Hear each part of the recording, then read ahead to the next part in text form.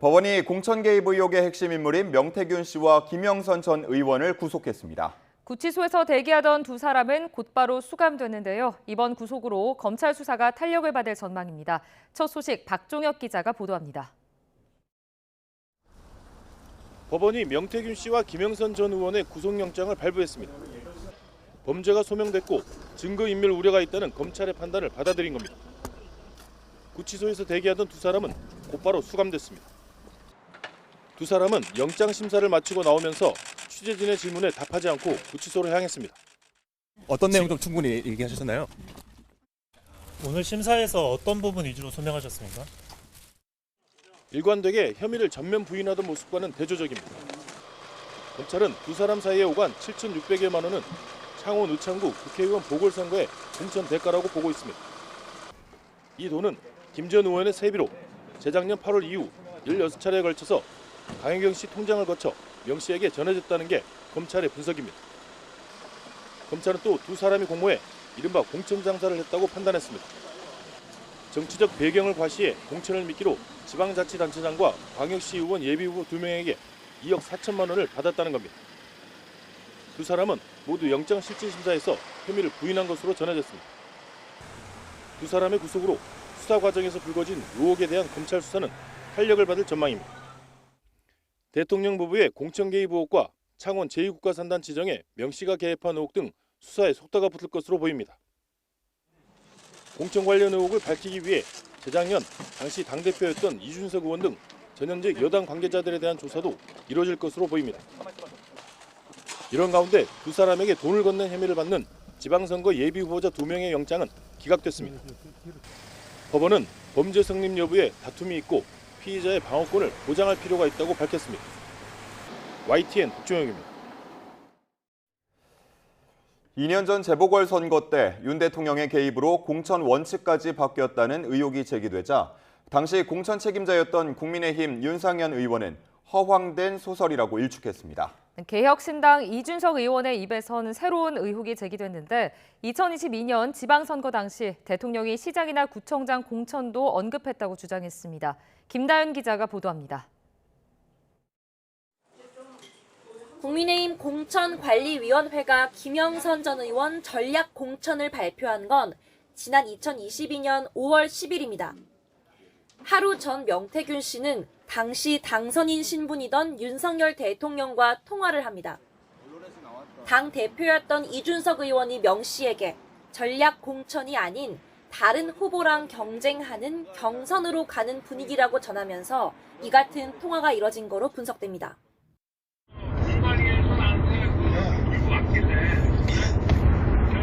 김영선이 경선 때도 열심히 뛰었으니까 너는 김영선이 좀 해줘라 그랬는데 이게 말이 많네.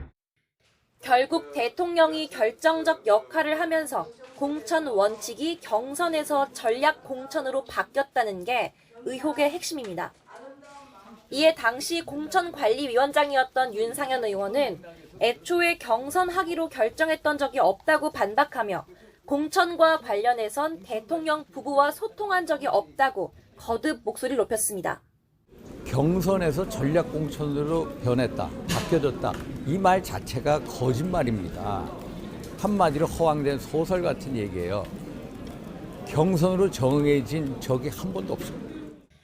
명 씨와 소통했던 이 의원도 대통령이 힘써주는 상황이라면 본인한테도 얘기가 들릴 텐데 그런 분위기가 아니라서 당의 기류를 전달해준 거란 설명을 내놨습니다. 명태균 사장이 본인이 대통령에게 이야기해가지고 이렇게 공천을 받는 것처럼 알고 있어서 잘못 알고 있는 것 같아서 전달해준 정도라고 생각하시면 됩니다. 이 의원은 그러나 이번 일을 계기로 과거 기록들을 찾아보니 대통령이 2년 전 지방선거 때 특정 시장이나 구청장의 공천을 요구한 내용이 있었다는 추가 의혹을 제기했습니다. 이어 수사 핵심은 대통령의 공천 개입 여부라면서도 폭로 정치를 하려는 건 아니라고 선을 그었습니다.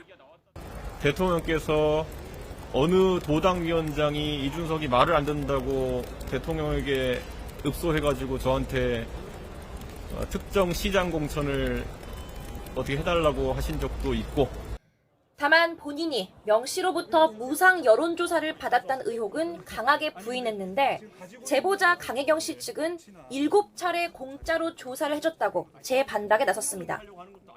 관련자 진술이 엇갈리는 데다 국민적 관심이 큰 만큼 이 의원을 포함해 명 씨가 친분을 언급한 김종인 전 비상대책위원장 등 유력 정치인에 대한 검찰 조사 가능성도 배제할 수 없다는 전망도 나옵니다. YTN 김다연입니다. 더불어민주당이 추진하는 제3자 추천 방식의 김건희 여사 특검법이 국회 본회의를 통과했습니다. 김 여사 특검은 이번이 3번째인데 국민의힘은 법안 처리에 반발하며 퇴장했고 대통령 제2요구권 행사를 건의하기로 했습니다. 이준엽 기자가 보도합니다. 민주당이 추진하는 3번째 김건희 여사 특검법이 야당 단독으로 국회 본회의에서 통과됐습니다. 여당도 범야권도 이탈표 없이 표결이 이뤄지며 191명 재석에 191명이 찬성표를 던졌습니다. 윤석열 대통령 배우자 김건희의 주가 조작 사건 등의 진상규명을 위한 특별검사 임명 등에 관한 법률안에 대한 수정안은 가결되었음을 선포합니다. 이번 김 여사 특검법은 대법원장이 후보 4명을 추천한 뒤 야당이 2명을 추리고 이 가운데 대통령이 1명을 임명하도록 했습니다. 다만 야당엔 재추천을 요구할 수 있는 비토권을 부여했습니다. 수사 대상은 김 여사의 도이치모터스 주가 조작 연루 의혹과 명태균 씨로부터 촉발된 부정선거, 인사개입, 국정농단 의혹 등 크게 2가지로 정리했습니다. 민주당은 오직 민심을 따르기 위해 그동안 국민의힘이 요구했던 내용을 대폭 수용해 수정안을 마련했습니다. 국민의힘은 대법원 재판 중인 사건에 대한 특검을 대법원장이 임명하는 등 최소한의 법리 검토도 되지 않았다며 퇴장한 뒤 표결에 불참했습니다. 또 특검은 이재명 대표의 방탄 목적이라며 윤석열 대통령에게 제2요구권, 즉 거부권 행사를 적극 건의하겠다고 밝혔습니다. 2개만 특검하는 이 장면이 저는 그동안 민주당이 주장한 의혹들이 가짜이고 엉터리 법안이었다는 것을 명확히 드러내는 것이라고 생각합니다. 윤 대통령의 제2요구권 시한은 정부로 이송되고 보름 뒤까지입니다. 야당은 오는 28일 재표결까지 마무리하겠다는 방침이어서 여야는 이미 제2요구권 행사까지 염두에 두고 거센 신경전을 벌이고 있습니다. 꼼수 특검법으로 특정 개인과 특정 정당을 짓밟고 정권을 흔들어 대통령 탄핵으로 가겠다는 의도를 드러내놓고 있는 것입니다. 한동훈 대표에게는 시간이 얼마 남지 않았습니다. 이제 선택해야 합니다. 민심이 버린 대통령과 윤핵관들이냐 아니면 국민의 뜻을 따를 것이냐 답을 정해야 합니다. 여야의 기싸움은 김 여사 특검법 재표결이 이뤄지는 28일까지 더욱 치열해질 것으로 보입니다. 명태균 씨 관련 의혹 추가 제기 여부나 여권 내부 상황이 재표결 결과의 주요 변수가 될 것으로 보입니다. YTN 이준엽입니다. 국민의힘은 친윤계와 친한계를 중심으로 당내 이견을 보여왔던 특별감찰관 임명 문제를 두고 국회 추천 절차를 당론으로 진행하기로 했습니다. 추경호 원내대표는 의원총회 브리핑에서 구체적인 진행은 원내대표가 일임하기로 했다며 이같이 밝혔습니다.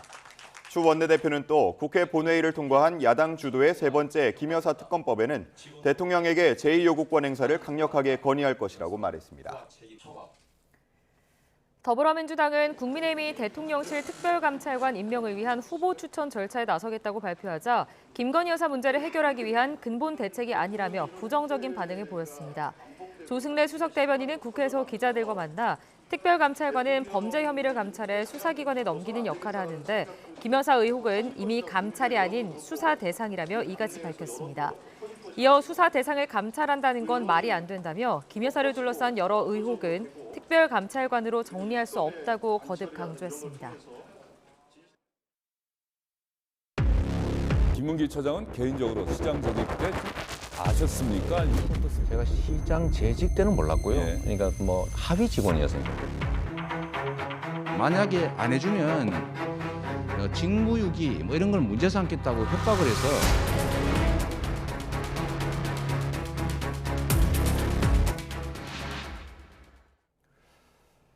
이재명 더불어민주당 대표의 공직선거법 재판 1심 선고가 오늘 이루어집니다. 서울중앙지방법원은 공직선거법 위반 혐의로 기소된 이재명 대표의 1심 선고를 오늘 오후 2시 반부터 진행합니다. 이 대표는 대선 후보 시절 방송 인터뷰에서 고 김문기 성남도시개발공사 개발 1처장을 알지 못했다는 허위 사실을 공표한 혐의로 재판에 넘겨졌습니다. 또 같은 해 경기도 국정감사에서 국토교통부 압박으로 백현동 부지 용도를 변경했다는 취지로 허위 진술한 혐의도 받고 있습니다. 결심 공판에서 검찰은 이 대표가 국민을 상대로 반복적인 거짓말을 하며 유권자의 선택을 왜곡했다며 징역 2년을 구형했습니다.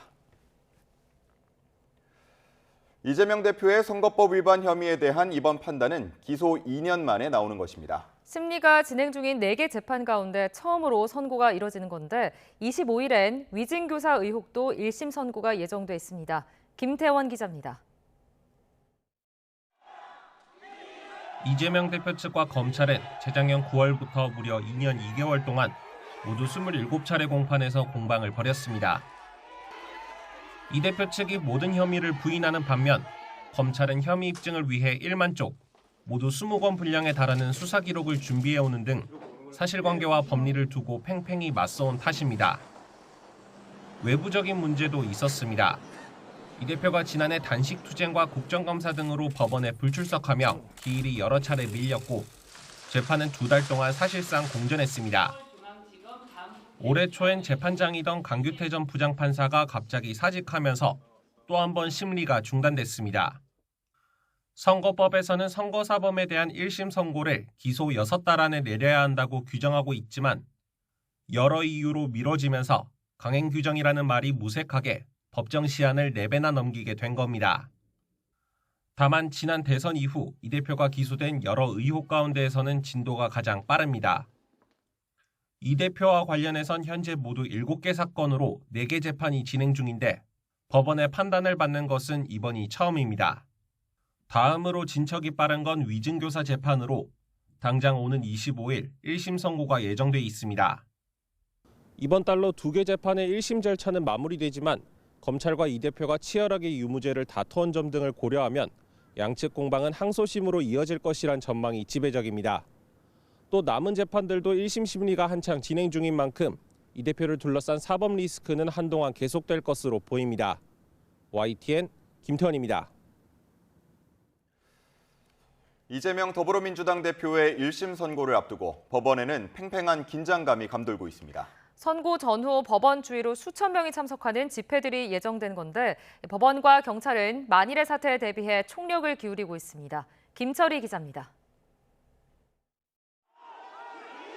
이재명 대표의 공직선거법 재판 1심 선고날 법원 주변에 대규모 집회가 예고됐습니다.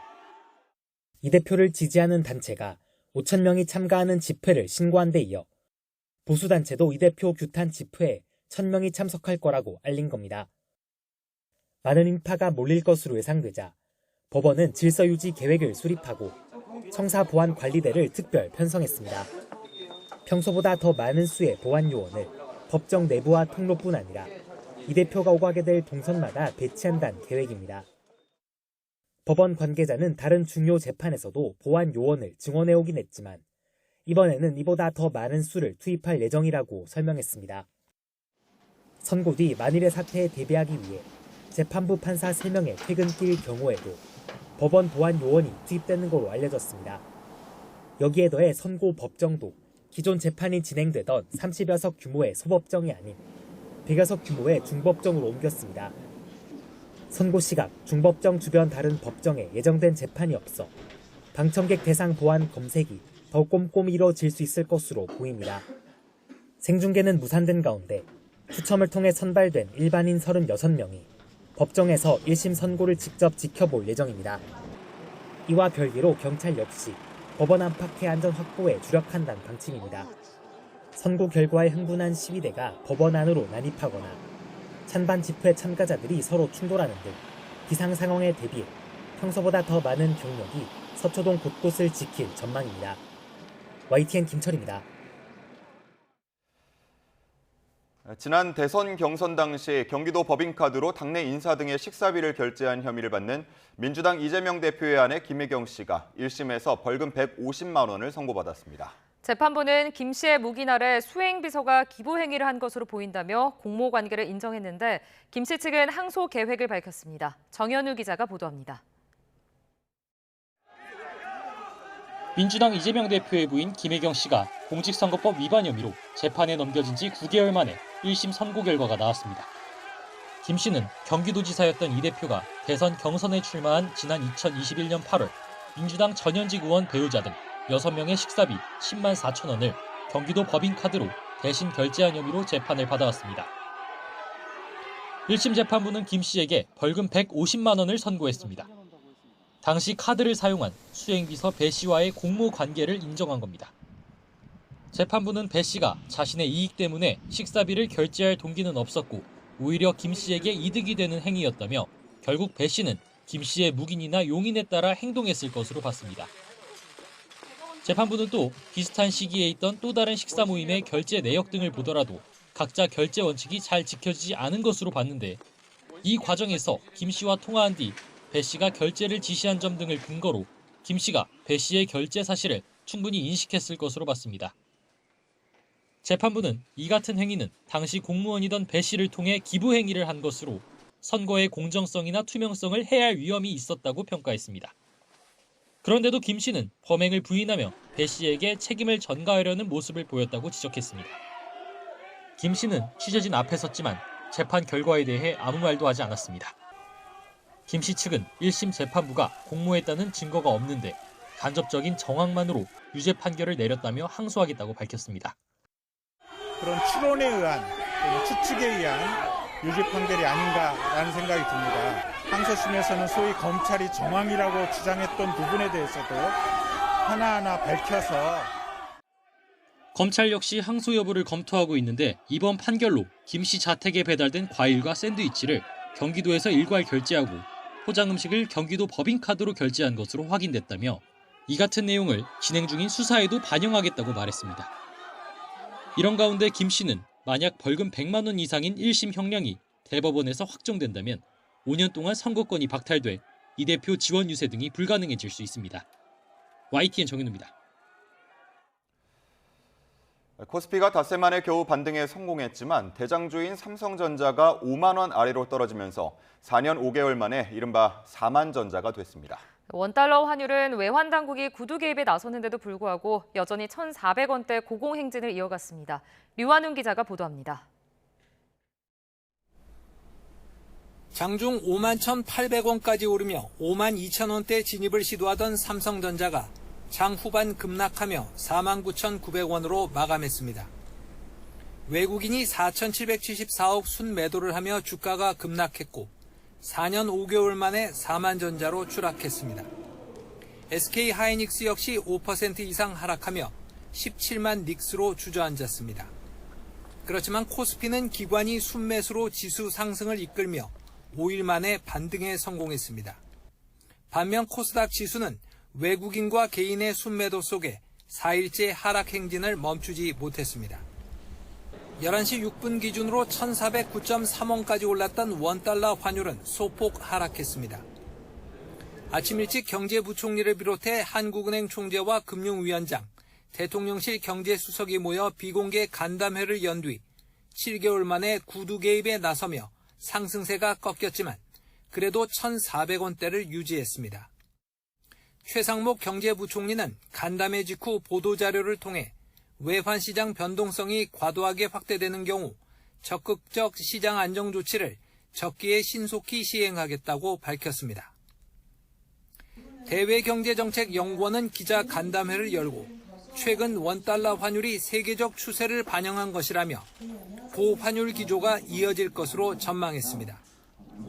내년 상반기까지 어떤 강달러의 움직임이 좀 지속되지 않겠나. 왜냐하면 정책이 완전히 세팅되기까지 불확실성이 되게 클 것이라고 생각이 들고요.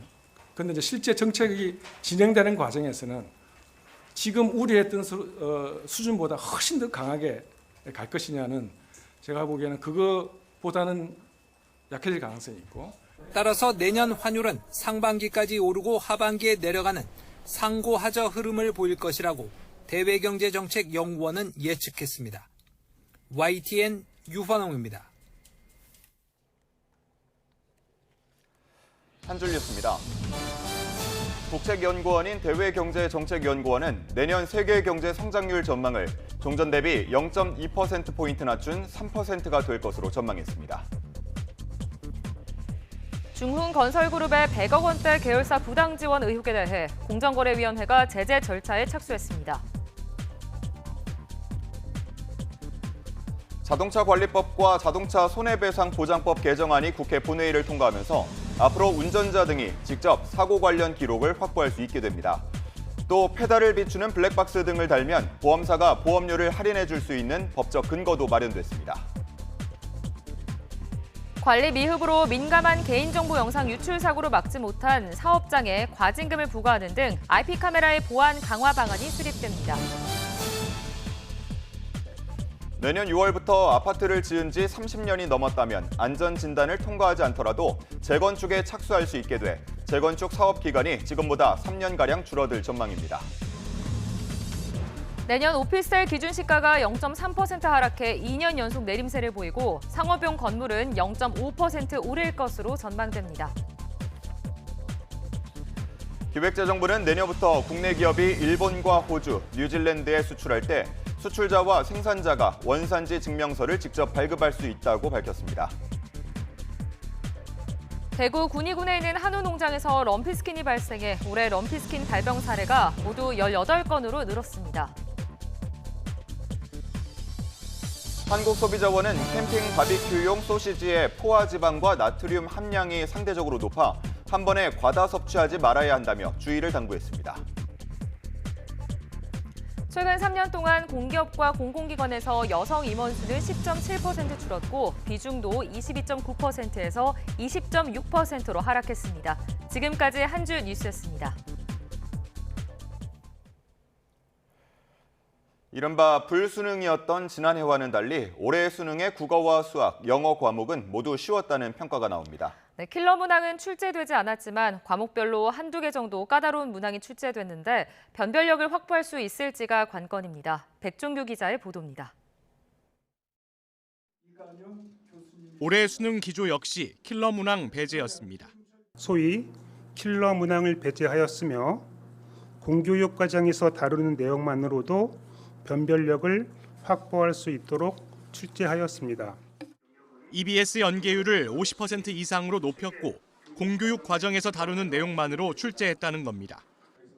EBS 현장 교사단은 이번 수능은 국어와 수학, 영어 모두 불수능이었던 지난해보다는 쉬웠다고 평가했습니다.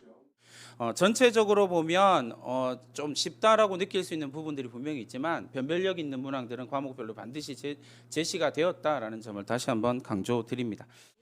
수험생들 반응도 비슷했는데 지난해보다 쉬운 수준의 문항들이 출제됐다는 평가가 대부분이었습니다.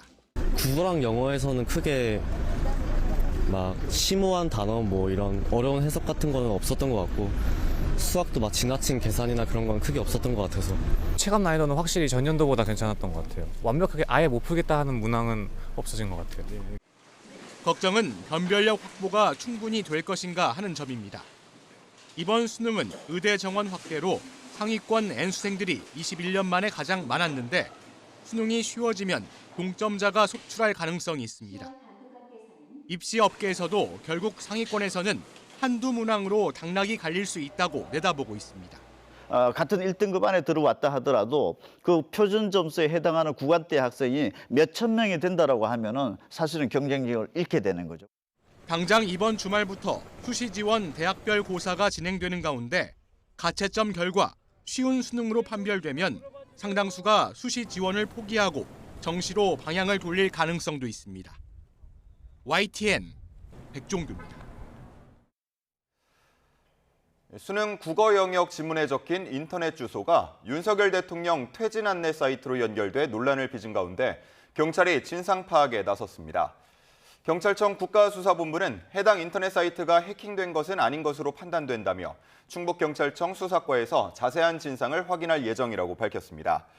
또 시험지 지문 속 인터넷 주소는 원래 소유자가 없었으며 시험지 공개된 뒤 누군가 주소를 구입해 해당 문구가 적힌 홈페이지를 운영한 것으로 판단된다고 설명했습니다. 대구의 한 자동차 부품 가공 공장에서 큰 불이 나 관할 소방력을 총동원하는 대응 1단계가 한때 발령됐습니다. 곳곳에서 정전 소식도 잇따르며 밤사이 시민들이 큰 불편을 겪었습니다. 박광렬 기자가 전해드립니다. 시뻘건 불길과 함께 검은 연기가 쉴 새 없이 뿜어져 나옵니다. 어젯밤 9시 10분쯤 대구 달서구에 있는 한 자동차 부품 가공업체에서 불이 났습니다. 직원들이 대피해 다친 사람은 없었지만 관할 소방서 인원 등을 총동원하는 대응 1단계가 발령됐고 접근 금지를 당부하는 재난 문자도 발송됐습니다. 소방당국은 작업 도중 분진에 불꽃이 튀며 불이 시작된 것으로 보고 정확한 경위를 조사하고 있습니다. 어젯밤 8시 10분쯤 충남 천안시 곳곳에서 정전 신고가 잇따랐습니다. 지역 전기 공급을 담당하는 변전소 설비 이상으로 1분 정도 전기 공급이 중단된 건데 일부 아파트 단지는 자체 설비 재작동 문제로 복구에 20분 이상 시간이 걸렸습니다. 앞서 강원 춘천시의 한 아파트 단지에서도 물탱크가 터지며 지하 변전실이 침수돼 정전이 발생했습니다. 720세대 주민들이 큰 불편을 겪은 가운데 배수 작업을 마치는 대로 안전점검을 거쳐 전력 공급 재개 여부를 결정할 방침입니다. 어제 오후 5시 20분쯤 충북 영동군의 한 농로에서 50대 남녀가 흉기에 찔려 숨진 채 발견됐습니다. 경찰은 두 사람이 과거 연인 관계였다는 주변인 진술을 토대로 전 연인 살해 뒤 극단적 선택을 했을 가능성 등을 염두에 두고 수사를 진행 중입니다. 아니 아들이 발견하시고 신고하신 거예요. 혈흔이 묻어있는 칼이 발견됐으니까 제가 추정은 하는 건데요. 감식 결과가 나와야 이제 정확히 알 수 있는 겁니다. 제주에선 바다에 들어가 선체 이상 여부를 확인하던 60대 모터보트 선장이 실종됐습니다. 해경은 선박과 항공기 등을 동원해 수색하고 있습니다. YTN 박광렬입니다.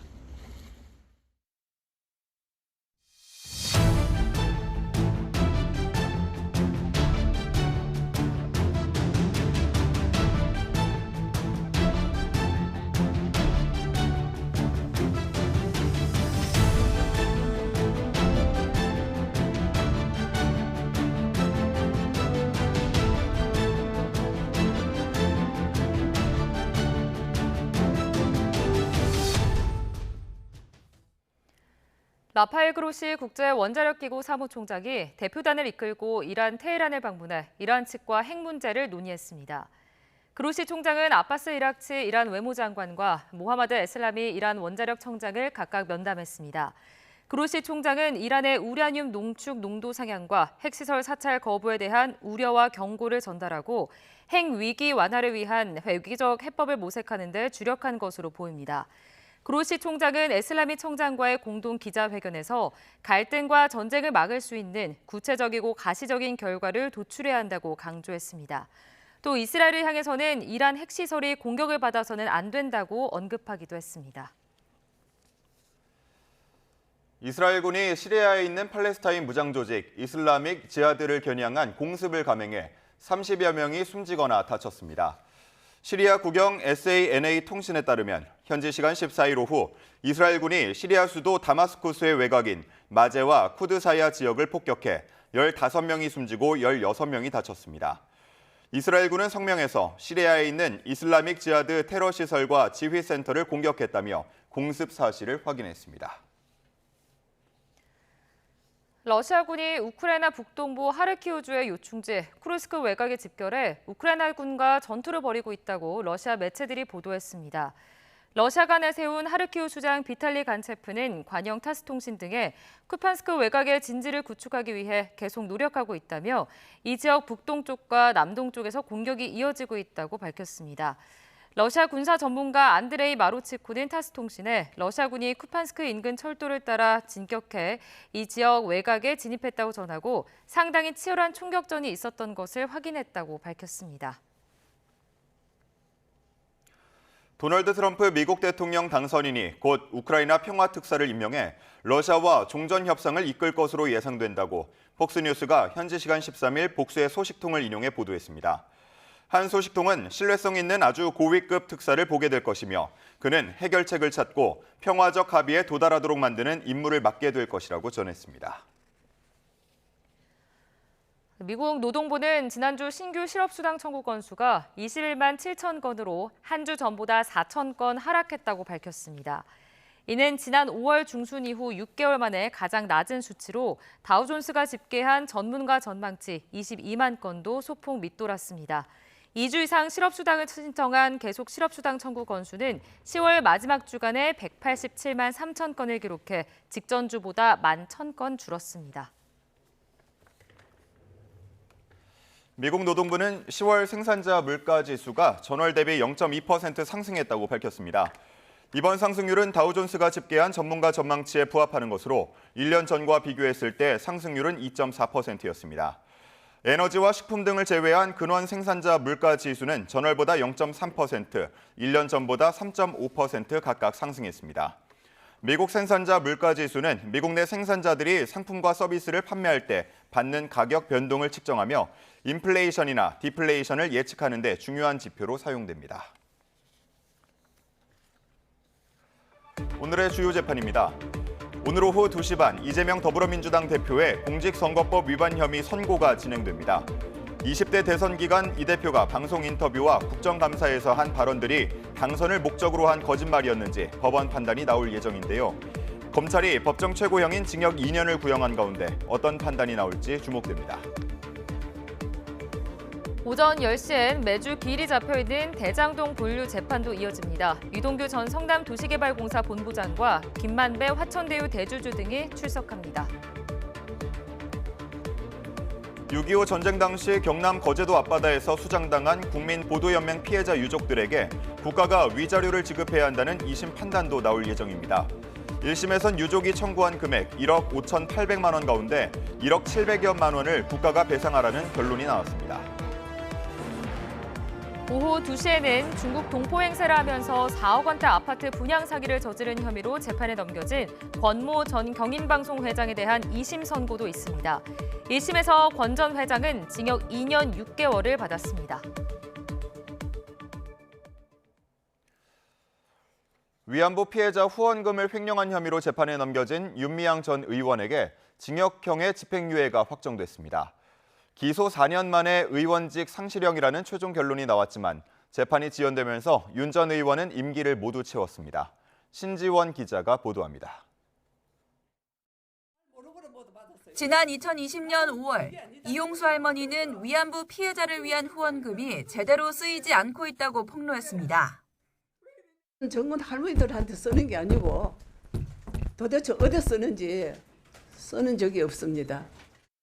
이후 한국정신대 문제대책협의회 대표를 맡은 윤미향 전 의원이 시민단체 후원금을 횡령해온 사실이 드러나며 지난 2020년 9월 재판에 넘겨졌습니다. 2년 5개월 만인 지난해 2월 1심에선 사용처가 입증되지 않은 1,700여만 원만 횡령액으로 인정되면서 벌금 1,500만 원이 선고됐습니다. 그러나 항소심은 업무상 횡령액을 8천만 원 가까이 인정했고 김복동 할머니 조의금 명목으로 1억 2천여만 원을 개인 계좌로 모금해 다른 용도로 사용한 혐의도 유죄라고 보고 징역 1년 6개월에 집행유예 3년을 선고했습니다. 앞으로 판결문을 상세하게 검토해서 상고를 통해서 제 무죄를 다시 한번 입증을 해나가려고 하고 윤 전 의원은 계속해서 무죄를 주장했지만 대법원은 2심 판단에 법리적 오해가 없다며 유죄를 확정했습니다. 기소 4년 만에야 최종 결론이 나온 건데 의원직 상실형인 금고 이상의 형이 확정됐지만 임기가 끝날 때까지 재판이 마무리되지 않으면서 윤 전 의원은 지난 5월 정상적으로 임기를 마쳤습니다. YTN 신지원입니다. 경북 구미에서 전 여자친구를 살해하고 여자친구 어머니에게 중상을 입힌 피의자 34살 서동아의 신상 정보가 공개됐습니다. 경찰은 범행 잔혹성과 스토킹 범죄 예방 효과를 고려했다고 밝혔습니다. 이윤재 기자가 보도합니다. 경북 구미 교제 살인 사건 피의자의 신상 정보가 공개됐습니다. 검거 직후 찍은 이른바 머그샷과 함께 공개된 피의자는 34살 서동아입니다. 서동아는 지난 8일 구미 한 아파트에서 전 여자친구 A씨를 흉기로 살해하고 A씨 어머니에게도 중상을 입힌 혐의를 받습니다. 올해 초부터 A씨와 교제해온 서동아는 넉 달여 만에 헤어졌지만 이후 줄곧 A씨를 찾았던 거로 알려졌습니다. 이 때문에 3차례에 걸쳐 스토킹 혐의로 신고됐고 법원은 접근 금지 명령을 내린 상태였습니다. 경찰도 피해자 신변 보호 조치를 하며 스마트워치 등을 지급했지만 착용하지 않았던 거로 알려졌습니다. 결국 지하주차장에서 기다리다 A씨 어머니 뒤를 쫓아가 범행한 서동아를 막지 못했습니다. 여성 안심 3종 세트가 있습니다. 개인적인 문제지만 그래도 저희는 지급을 해야 된다.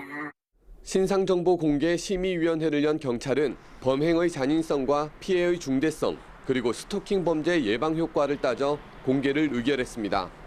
피의자가 범행을 인정하고 인적, 물적 증거가 충분히 확보된 점도 정보 공개의 근거가 됐습니다.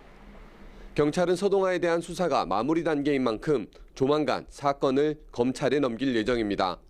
YTN 이윤재입니다. 경기도 양주에서 4살 아동을 학대해 숨지게 한 태권도 관장 A씨가 다른 아동들도 매트에 넣는 등 학대한 정황이 확인됐습니다.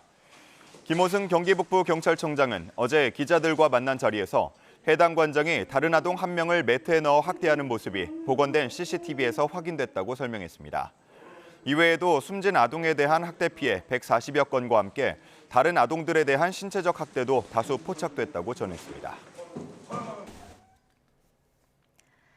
11월 15일 금요일 미리 보는 오늘입니다. 국세청이 오늘부터 근로자들의 연말정산 결과를 가늠할 수 있는 미리 보기 서비스를 제공합니다. 지난 연말정산 결과와 올해 들어 9월까지 신용카드 사용액을 토대로 내년 연말정산 예상 세액을 개략적으로 추정할 수 있는 서비스입니다. 시중은행들이 연말 가계대출 총량 관리에 나서며 잇따라 비대면 대출 상품 판매를 중단하고 있습니다. 농협은행은 오늘부터 비대면으로 이뤄지는 직장인 신용대출 4개 상품 판매를 한시적으로 중단하기로 했습니다. 다만 신용대출 갈아타기 상품은 판매를 계속합니다. 백화점들이 코리아 세일 페스타에 맞춰 연중 최대 규모의 정기 세일에 들어갑니다. 현대, 신세계, 롯데백화점은 오늘부터 다음 달 1일까지 정기 세일에 돌입해 최대 60% 할인 판매를 진행합니다. 설악산 국립공원 사무소는 가을철 산불 조심 기간 산불을 예방하기 위해 오늘부터 다음 달 15일까지 주요 고지대 탐방로에 출입을 통제한다고 밝혔습니다. 출입이 통제되는 탐방로는 공룡능선과 서봉능선, 오색 대청봉, 비선대 대청봉, 백담사 대청봉 등 탐방로 입구에서 대청봉으로 연결되는 대부분의 고지대 탐방로입니다. 지금까지 미리 보는 오늘이었습니다. 배달 플랫폼과 입점업체 단체가 중개 수수료 인하를 놓고 진통을 거듭한 끝에 현행 9.8%인 수수료율을 내년부터 2에서 7.8%로 차등 인하하기로 했습니다. 하지만 4곳의 입점업체 중 2곳만 동의해 반쪽짜리 합의라는 지적도 나옵니다. 보도에 오인석 기자입니다. 배달 플랫폼과 입점업체 단체들이 115일 동안 긴 협의 끝에 최종 상생 방안을 마련했습니다. 중개수수료 인하 폭을 놓고 이견을 보여온 배달의 민족과 쿠팡이츠가 중개수수료를 현행 9.8%보다 낮춘 차등 수수료 도입에 합의했습니다. 타결 내용을 보면 각 배달앱에서 발생한 매출액 기준 상위 35% 가게에는 7.8%의 수수료율이 부과됩니다. 중간 가게인 35%에서 80%는 6.8%, 하위 20% 가게는 2%의 수수료율이 각각 부과됩니다. 매출이 작은 가게들은 수수료율이 최대 7.8%포인트 낮아지게 되는 셈입니다. 자영업자들이 내는 배달비는 현행보다 최대 500원 비싸집니다.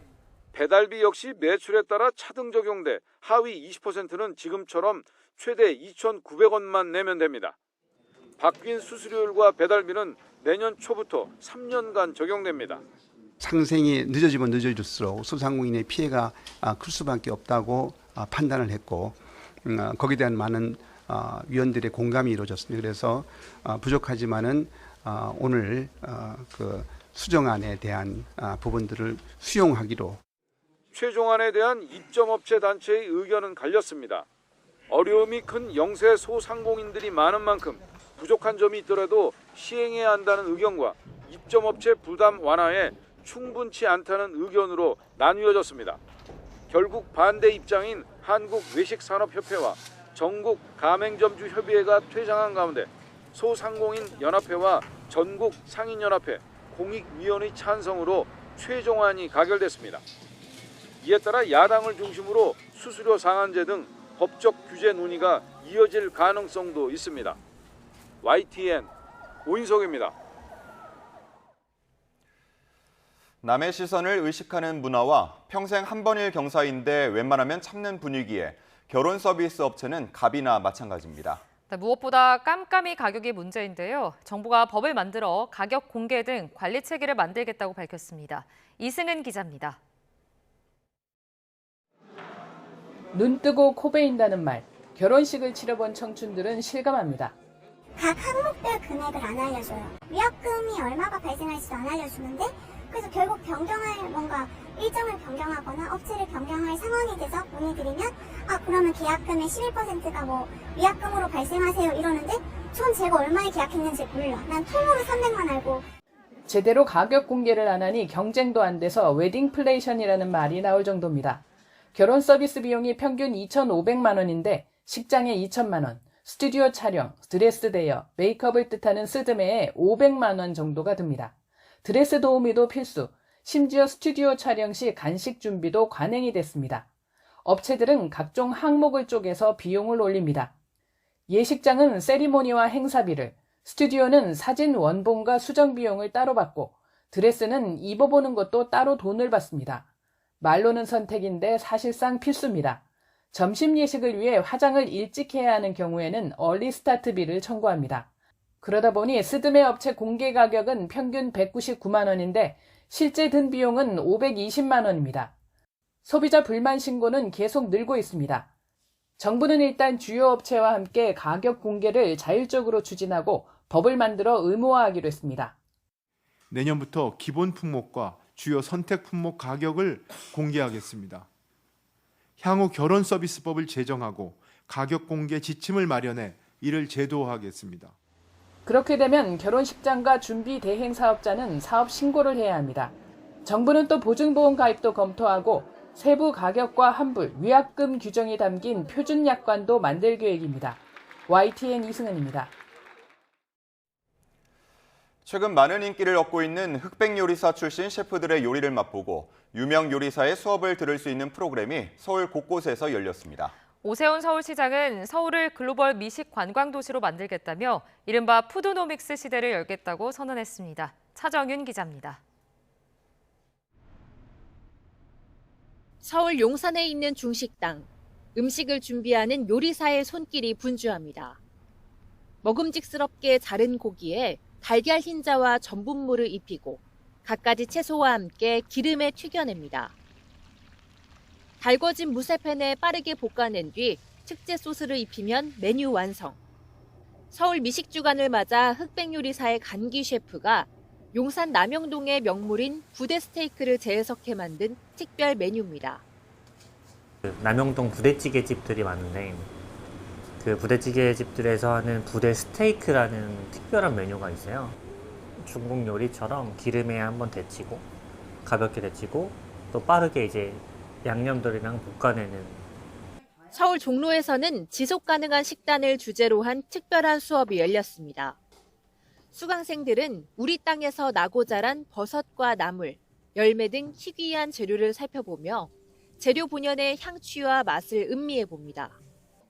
토종버섯으로 만드는 요리 시연을 직접 보고 맛보느라면 서양의 송로버섯 못지않게 특별한 토종 식자재의 매력에 빠져듭니다.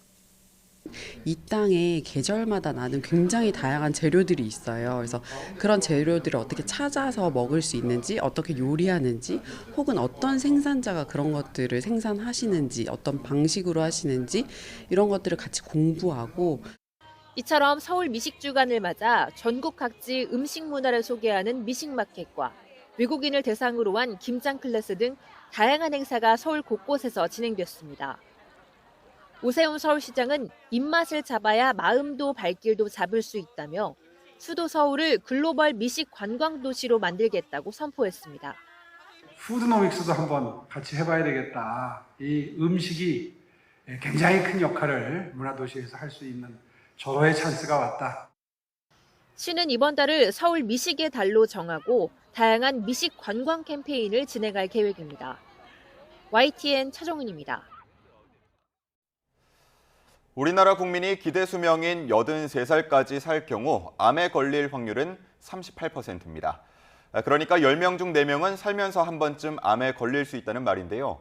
성큼 다가온 100세 시대라고는 하지만 여전히 숙제로 남아있는 암을 예방하고 잘 치료해야만 가능한 수명인 셈입니다. 네, 한국 출신의 세계적인 암 치료 권위자 김의신 박사는 의외로 단순한 해법을 내놨습니다. 정유진 기자가 전해드립니다. 미국 최고 암 전문 병원인 MD 앤더슨에서 근무하며 미국 최고의 의사에 11차례 선정된 김의신 박사. 미국 환자들은 암을 고혈압, 당뇨 같은 만성질환처럼 생각하고 한국 사람들은 사형 선고로 받아들인다고 비유했습니다. 교회 다니는 사람은 교회에다가 큰 광고를 내. 나 죽게 생겼다. 여러 사람들이 모여가지고 같이 식사도 하고 같이 모이고 얘기도 하는데 한국에서 오신 분들이 호텔 방에서 천정만 쳐다보고 있는 거야. 암 치료에는 잘 먹고 마시며 체력을 관리하는 것이 중요한데 두려움에 사로잡혀 낙담만 하는 경우가 많다는 겁니다. 우스갯소리로 마음을 내려놓고 낙천적으로 치료에 임했던 이 사람들이 병을 더 잘 이겨냈다고 회상했습니다. 한국에서 온 환자들 중에 깡패들. 이 사람들은 부작용이 거의 없어. 온통 생각이 술 먹고 와인 마시고 골프 치는 거. 이거 이외에는 관심이 없어요. 평소 물은 충분히 마시고 빌딩의 기둥이나 마찬가지인 단백질을 채우는 것이 중요한데 오리고기처럼 기름기가 적은 것을 택해야 한다고 강조했습니다. 맛있다는 건 달든지 그다음에 이렇게 튀긴 거 기름기 있는 것이야 맛있다고. 이게 맛있는 건 몸에 나쁜 거라고 생각하면 틀림없어요. 세계적인 암 권위자가 최근 우려하는 현상은 대한민국 사람들의 우울입니다. 주어진 상황에 최선을 다하고 마음대로 안 될 땐 상황을 받아들이는 것이 중요하다고 강조했습니다. 오늘 MD 앤더슨이라는 병원에는 1,600명의 봉사하는 사람들이죠. 그런데 그 1,600명이 다 암 환자야. 마음이 열려 있어야 돼. 김의신 박사가 지켜본 암과 건강 이야기를 오늘 밤 11시 10분 김성경의 남산 드라이브 마지막 이야기에서 전해드립니다. YTN 정유진입니다. 금요일 아침 출근길 서울은 비가 그치고 먹구름이 잔뜩 끼어 있습니다. 반면 경기 남부와 충청 이남 곳곳에는 산발적인 비구름이 지나고 있는데요. 이 비는 오늘 오전까지 조금 더 이어지겠습니다. 그 사이 예상되는 비의 양은 충청 이남에 5에서 10mm 정도가 되겠고요. 제주도는 내일까지 최고 50mm의 비가 예상됩니다. 오늘은 비가 그친 뒤에도 종일 하늘빛이 흐리겠습니다. 해안가에서는 달의 인력이 강해 해수면의 높이가 높은 기간입니다. 만조시 저지대 침수 피해 없도록 주의하시기 바랍니다. 오늘 아침은 비구름이 이불 역할을 하면서 어제보다 공기가 부드럽습니다. 현재 서울 기온은 14.2도, 청주 13.7도, 부산 15.9도를 보이고 있습니다. 한낮에도 종일 예년 기온을 웃돌며 일교차가 크게 벌어지겠는데요. 오늘 낮 기온은 서울 21도, 광주 21도, 대구 19도까지 크게 오르겠습니다. 주말 오후부터 휴일 새벽 사이에는 중부와 호남에 추위를 부르는 비가 내리겠습니다. 강원 산간에는 휴일 오전부터 눈이 내리는 곳도 있겠습니다. 이후 다음 주 화요일에는 서울 아침 기온이 영하 1도까지 뚝 떨어질 전망입니다. 날씨였습니다. 이상으로 뉴스타트 1부 마칩니다. 잠시 후 2부가 이어집니다. 시청해주신 여러분 고맙습니다.